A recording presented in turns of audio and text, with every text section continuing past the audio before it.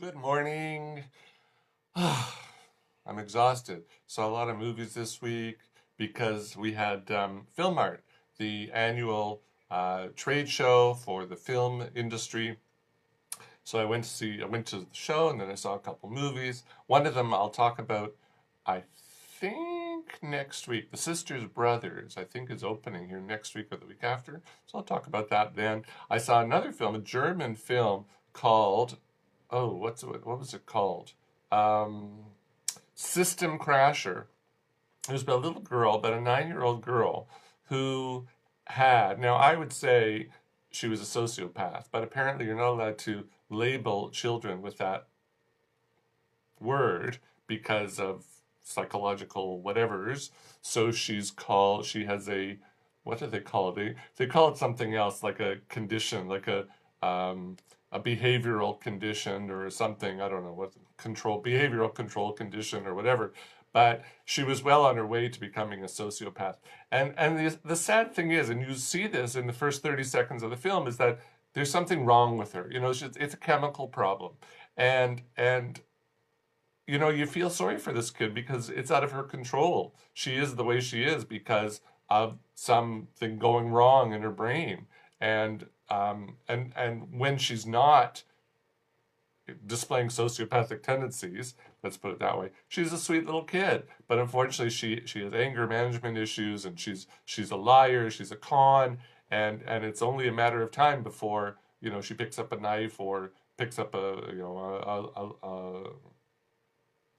lighter and does some serious damage.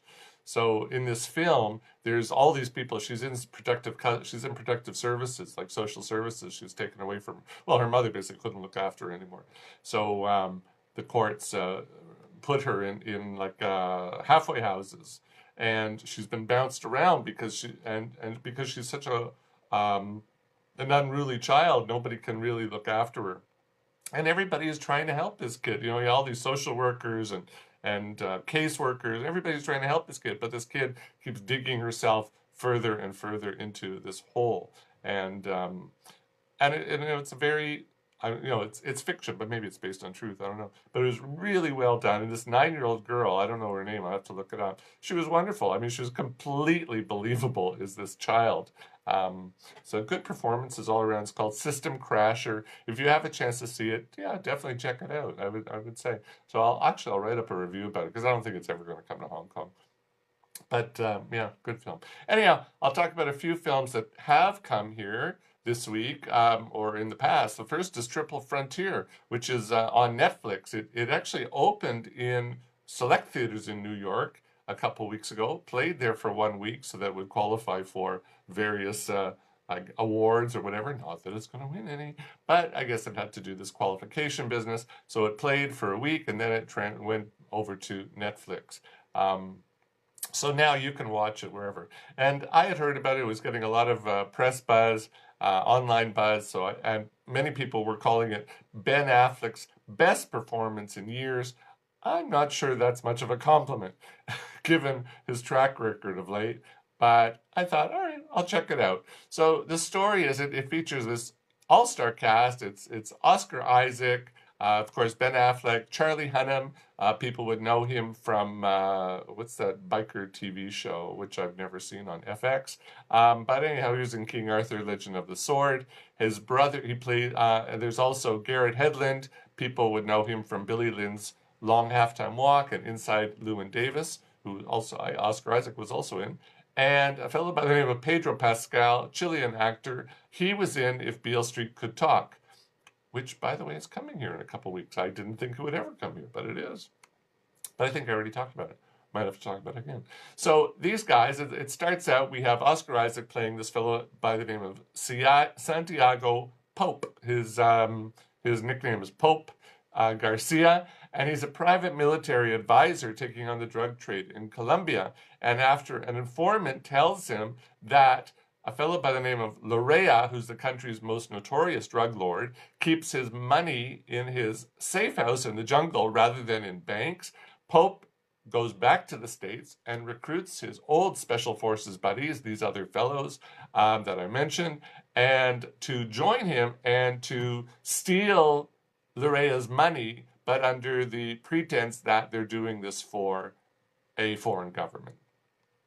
And these guys, they've all been their transition to not to civilian life they've all been less than successful, less than financially successful, and they could all use the cash. And hoo-yeah, they deserve it, or that's really what we're supposed to feel for them, because they deserve it.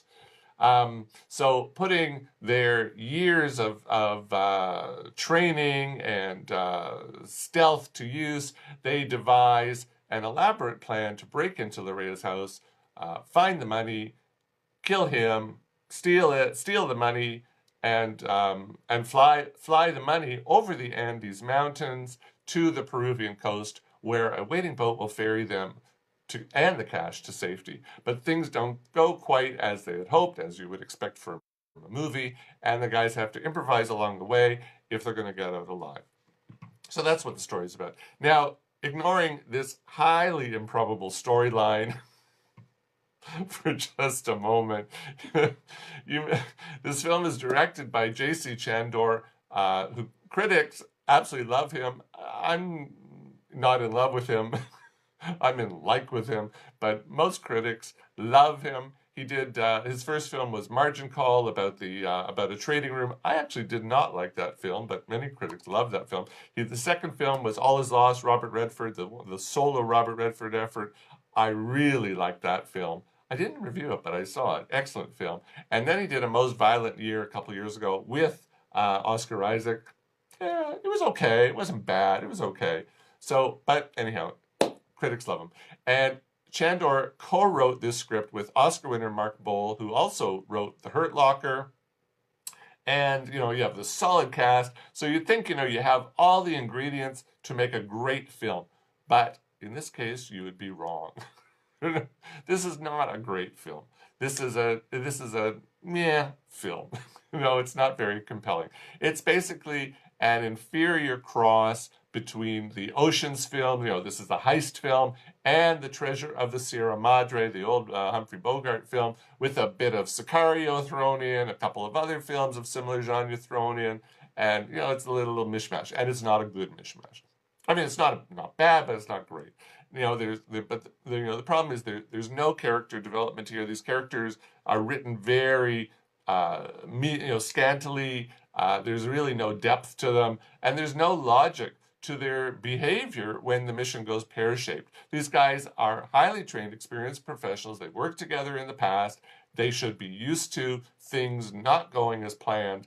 And when they're trained to deal with what happens when things don't go as planned. It's like if you're learning to be a scuba diver. The whole course is what to do when things don't go as planned. That's what you're learning, right? Because breathing, they teach you 5 minutes how to breathe underwater with the thing in your mouth. But after that, it's what to do when you have problems. That's what these guys are trained to do. So why is it when they have problems, they start bickering with each other? It just didn't ring true at all. And because we're not emotionally invested in these characters, we're underinvested, in my opinion. Who cares? Who cares what happens to them? If they're having trouble crossing the Andes, who cares? And the whole business about they're stealing the money for their own purposes. It didn't build for a lot of sympathy. At least I didn't have a lot of sympathy for these guys. So the film takes its name from the tri-border area where Paraguay's on the bottom, Argentina, and Brazil all meet. But I know what you're thinking. I said Colombia, right?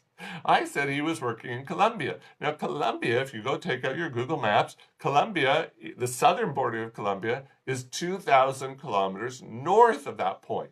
So, look, maybe Lorea's house was in Brazil, because we do see the Welcome to Brazil sign in Spanish and Portuguese. At first, I thought it wasn't even in Portuguese, but it is there.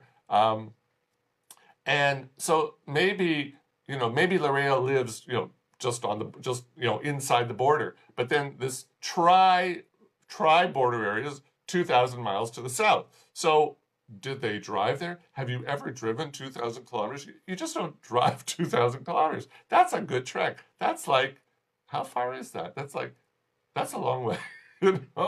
That's like driving from here to Shanghai or something. You just don't do that. And and they're making it seem like it's sort of a day, an afternoon jaunt when they're driving.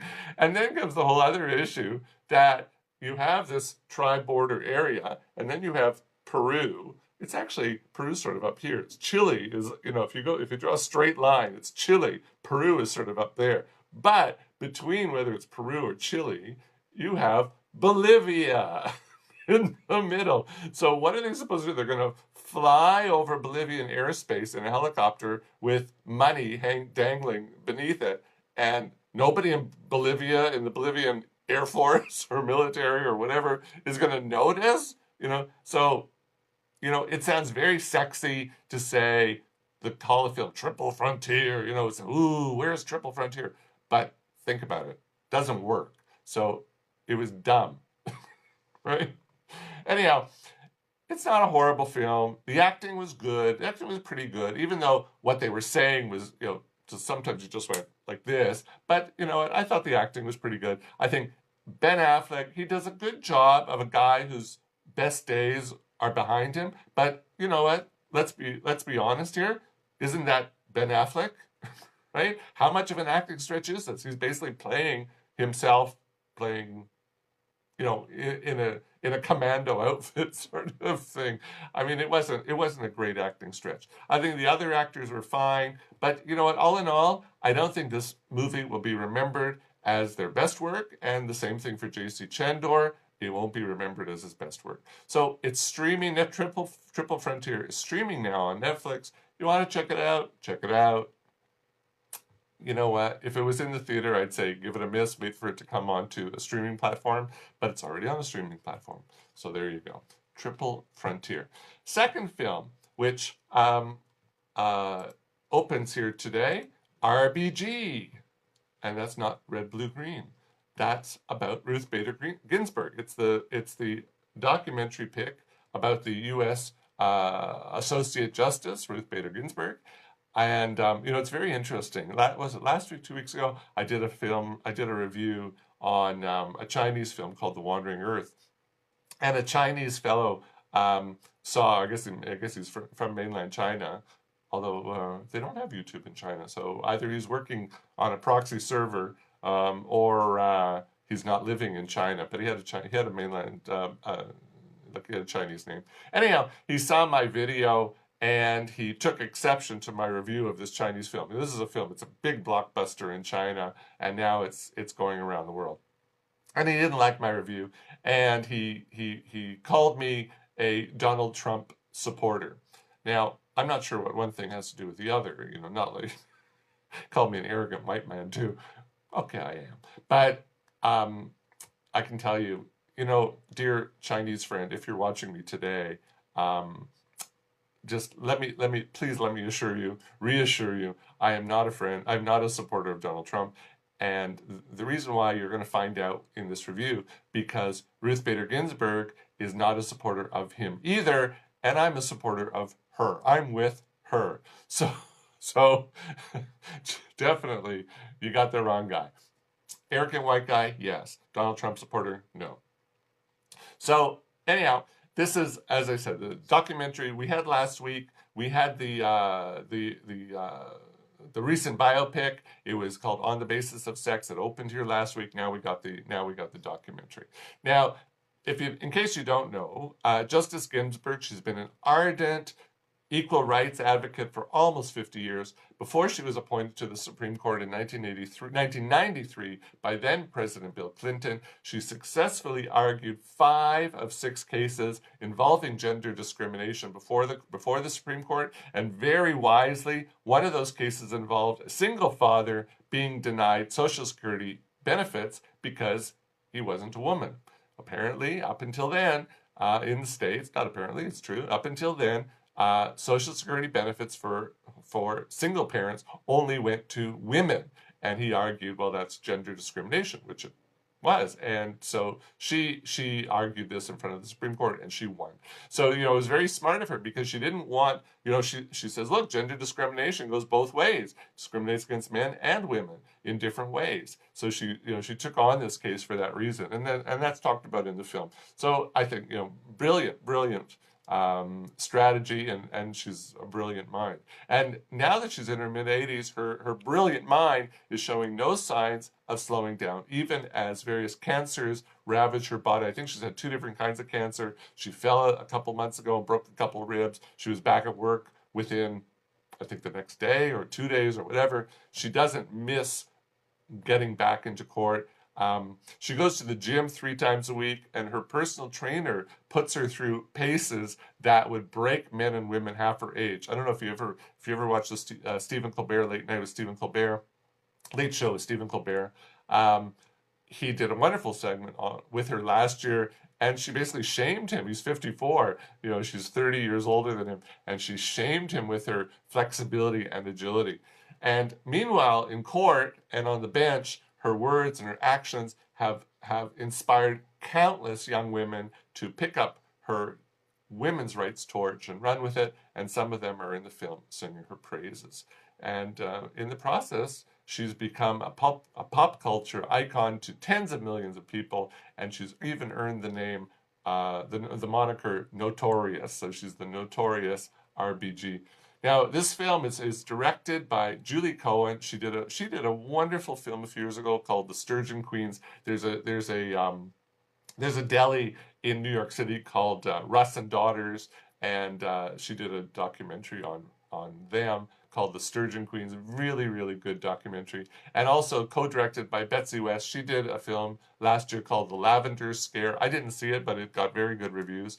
And so their film is it's very, very well made, but it doesn't. It's very traditional. It doesn't stray from this talking heads, archival footage format, and their film comes across as a love letter to Ginsburg. I didn't mind. I love the woman too. How can you not love this woman? Maybe Donald Trump doesn't love the woman. I love the woman. So I didn't mind that it was biased in favor. Look, you're going to do a documentary on somebody like her. You're not going to be anti. You're going to be pro, and it is. So you know what? The woman is clearly worthy of love and group love. And believe me, love her, love her. I'm not even American. Chinese guy, I'm not even American. So be prepared, unless you're a Trump supporter, be prepared to smile throughout as you watch the film. And now that the Supreme Court's balance of power has shifted to the right with Trump's 2 conservative appointments, Ginsburg, it's very clear she has no plans to retire as long as a GOP president is sitting in the White House. So that's why she's exercising every day or 3 times a week. And it also means, all being well, she's going to be on the bench until at least 2021. And as you watch the film, you realize that's her goal. Her goal is to stay alive until there's a Democrat in the White House who can, so that she can retire and she can be replaced, much along the lines as Anton Scalia did last year. And in the Jewish religion, we wish that somebody should live to be, it's a birthday, we wish them to live to be 120. And I'll tell you something, if she does it, America will be all the greater for it. So you know what? Donald's got the hat that says "Make America Great Again." She doesn't have the hat, but she's the one who's making America great, one ruling at a time. So I say RBG is must-see viewing. It was nominated for an Oscar for Best Documentary. Unfortunately, it didn't win. It lost out to Free Fall, which I'm... that plan's changed. I was going to go see it next week, but that plan has changed. It's opening here in a couple of weeks, so I'll see it eventually, and then I can talk about it. But anyhow, you should definitely see RBG. Wonderful, wonderful film. Last thing I'm going to talk about very quickly is the film called Us, which I saw last night. It's Jordan Peele's latest film. He's the guy who did the wonderful film 2 years ago called Get Out, which was, I think it was in my top 10 a couple of years ago. I can't remember. But it was a great film, a great opening, a great first film. So this is his second, and he's really showing here that he's not a flash in the pan. This is also, it's a great film. It's not as good as Get Out, but it's not as like devious, because Get Out was about white privilege and sort of how blacks see whites. It was a horror comedy, and this one also has some comedic elements to it. You see, like Peele's got a comedic background, so he can write comedy, he can direct comedy really really well, and but of course it's a horror film, so. So I'm not going to talk too much about it because I'm here and I got it right. But very simply, a young girl she goes to the fair. It's 1986. She goes to a fair in Santa Cruz with her parents, and she goes into the House of Mirrors, and she has a traumatic event in the House of Mirrors, and then it moves to contemporary time 36 years later today, and now she's a married mother of two, sort of upscale, and the family goes on vacation near to Santa Cruz, and she's feeling this dread that something's going to happen, that this event is somehow going to repeat itself now 36 years later, and sure enough she's right. And what happens is a family of doppelgangers shows up at their house in the middle of the night, and all hell breaks loose. That's all I'm going to say about the film. It's really well done, well acted. It stars Lupita Nyong'o.